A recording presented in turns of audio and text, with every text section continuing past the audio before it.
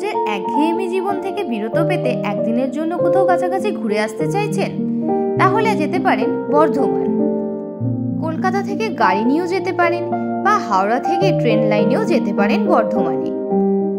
একাধিক ঐতিহাসিক মন্দির ও স্মারকের উপস্থিতির কারণে বর্ধমান পশ্চিমবঙ্গের একটি গুরুত্বপূর্ণ পর্যটক কেন্দ্র। মুঘলদের শাসনকালে একাধিকবার বর্ধমানের নাম পরিবর্তন হলেও 1740 সালে বর্ধমানের জমিদার চিত্রসেন রায় মুঘল সম্রাট কর্তৃক রাজা উপাধিতে ভূষিত হন। এর ফলে বর্ধমান রাজ্যের সূচনা ঘটে।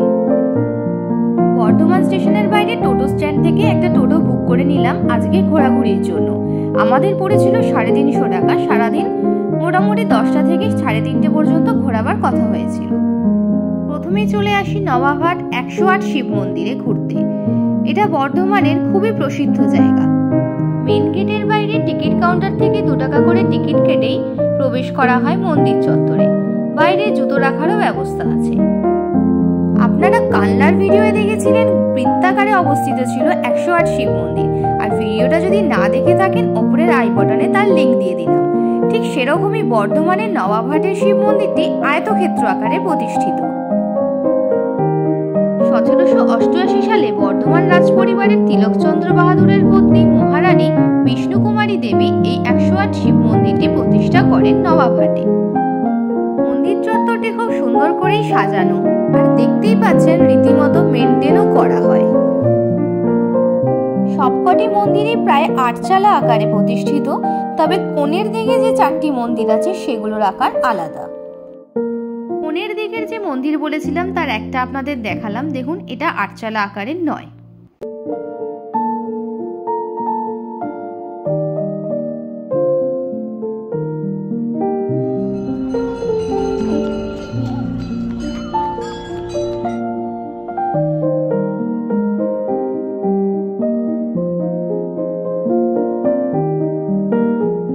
মন্দির চত্বরে 2টি পুকুর আছে, সেই পুকুরের জল দিয়ে পুজোর কাজ সারা হয়, আর এই পুকুরের মধ্যেই মন্দিরের প্রতিচ্ছবিও পড়ে। আর পুকুরের জলে এই প্রতিচ্ছবি কি অসাধারণ দেখতে লাগছে।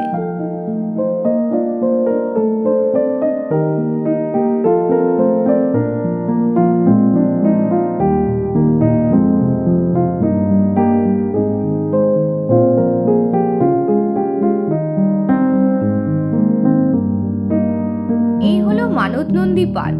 খুব সুন্দর করে ছোট্ট একটা জায়গায় পার্কটা তৈরি করা হয়েছে। এই পার্কের ভেতরে গেলে আপনারা দেখতে পাবেন 108টি ঘন্টা।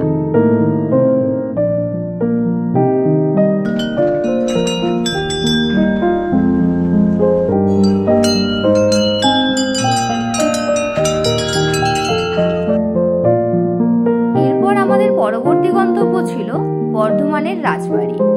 তবে যাওয়ার পথেই পড়লো এই মেঘনাদ সাহা প্ল্যানেটোরিয়াম, কিন্তু আমরা ঢুকিনি কারণ অনেকটা সময় চলে যাবে আর বাকি জায়গাগুলো ঘোরা হবে না। তবে আমার সঙ্গে ছোট ছেলে থাকায় তার বায়নায় আমরা গেলাম বর্ধমান জুওলজিক্যাল পার্ক ঘুরতে। সামনেই দেখতে পাচ্ছেন টিকিট কাউন্টারের লাইন, চটপট টিকিট কেটে ভেতরে ঢুকে পড়লাম। খুব বেশি পশু না থাকলেও অল্প বিস্তর ছিল, ছেলের মন ভুলেছিল। এরপরে আমরা সোজা চলে যাই বর্ধমান রাজবাড়ি, যেটা এখন ইউনিভার্সিটির অফিস হয়ে গেছে। রবিবার যাওয়াতে অফিস চত্বরে ঢুকতে পারিনি, মানে রাজবাড়ি চত্বর আর দেখাতে পারলাম না, বাইরে থেকে দেখেই চলে আসতে হলো। আমাদের এর পরের গন্তব্য ছিল বর্ধমানের অন্যতম আকর্ষণ মা সর্বমঙ্গলা মন্দির। কথিত আছে বর্ধমানের মহারাজা সঙ্গম রায় স্বপ্নাদেশ পেয়ে এই শিলামূর্তিটির প্রতিষ্ঠা করেন এবং সর্বমঙ্গলা নামে পূজা শুরু করেন। আমাদের যেতে অনেকটা দেরি হয়েছিল, কিন্তু আপনি যদি সময় থাকতে চলে যান তাহলে এখানে ভোগের ব্যবস্থাও আছে।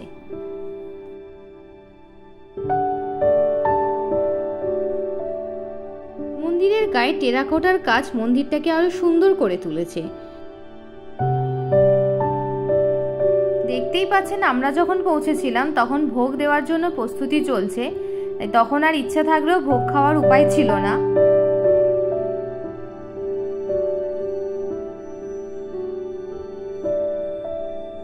সর্বমঙ্গলা মন্দির ঘুরে আমরা পৌঁছে যাই শের আফগান এবং কুতুবউদ্দিনের সমাধিস্থলে।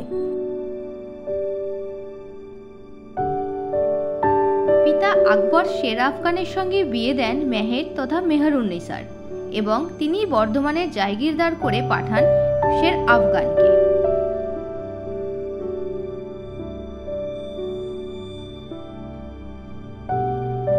মির্জা গিয়াসউদ্দিনের রূপসী কন্যা মেহেরুন্নেসার প্রেমে পড়েন যুবরাজ সেলিম।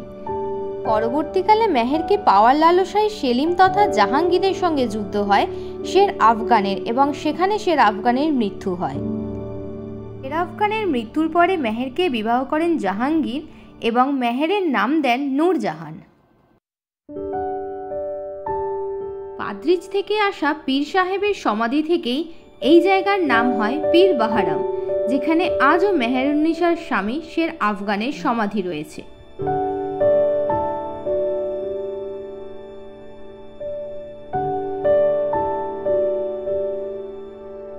এরপরে আমাদের পরবর্তী গন্তব্যস্থল বর্ধমানের দ্রষ্টব্য বর্ধমানেশ্বর শিব মন্দির। তবে এই পথে দেখতে পেলাম বর্ধমানের বিখ্যাত রাইস মিলগুলি। বিশাল আকারের কারণে এই শিব মোটা শিব বা বুড়ো শিব নামেও পরিচিত। 1972 সালে এলাকায় পুকুর কাটার জন্য মাটি খোঁড়ার কাজ চলছিল, আর সেই সময় একটা পাথরের গায়ে আঘাত লাগার আওয়াজ পায় শ্রমিকরা। সেই আওয়াজেই কৌতূহলবশত আরও খুঁড়তে থাকে এবং বের হয়ে আসে বিশাল আকারের শিবলিঙ্গ। শিবলিঙ্গের উচ্চতা প্রায় 6 ফুট এবং ওজন 13 টনেরও বেশি। পুরো শিবলিঙ্গটাই একটা কালো পাথর কেটে তৈরি করা হয়েছিল।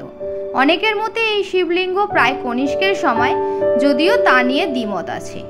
1903 খ্রিস্টাব্দের রেল স্টেশন থেকে 1 কিলোমিটার দূরত্বে লর্ড কার্জনের সম্মানে তৈরি করা হয় স্টার অফ ইন্ডিয়া গেট তথা কার্জন গেট।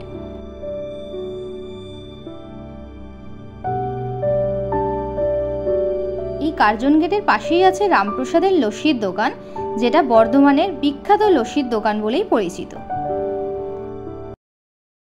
এরপর আমরা যাই রাধাবল্লভ মিষ্টান্ন ভাণ্ডারে। সেখান থেকে বর্ধমানের বিখ্যাত সীতাভোগ এবং মিহিদানা কিনে বাড়ির পথে রওনা দিই। আপনারাও সময় সুযোগ করে বর্ধমান ঘুরে আসুন। আজকের ব্লগ এখানেই শেষ করলাম। আবার দেখা হচ্ছে নতুন কোনো ভিডিও নিয়ে। ভিডিওটি ভালো লেগে থাকলে লাইক ও শেয়ার করতে ভুলবেন না এবং এখনও সাবস্ক্রাইব না করে থাকলেন অবশ্যই সাবস্ক্রাইব করে দেবেন।